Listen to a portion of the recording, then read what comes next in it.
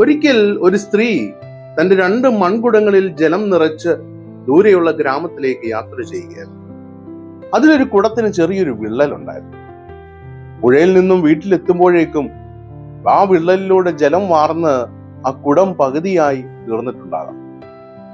തന്റെ പോരായ്മയോർത്ത് ആ മൺകുടം അതിയായി ദുഃഖിച്ചു. തന്നെ കൊണ്ട് ഒന്നിനും ഉപകാരമില്ലെന്നും യജമാനത്തിയുടെ പ്രയത്നം താൻ വിഫലമാക്കുന്നുവെന്നും അത് വേദനയോടെ ചിന്തിച്ചു. സ്വയം ഒരു പാഴ്വസ്തുവായി അത് കരുതി.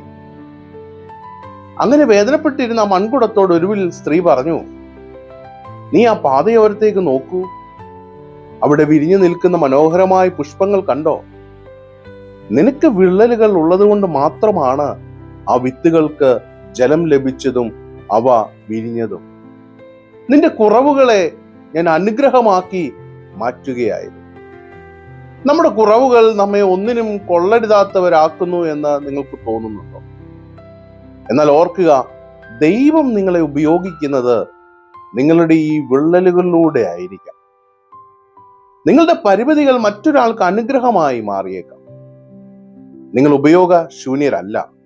നിങ്ങളുടെ ഓരോ തകർച്ചയ്ക്ക് പിന്നിൽ ദൈവത്തിന് ഒരു ഉദ്ദേശമുണ്ട്. God bless.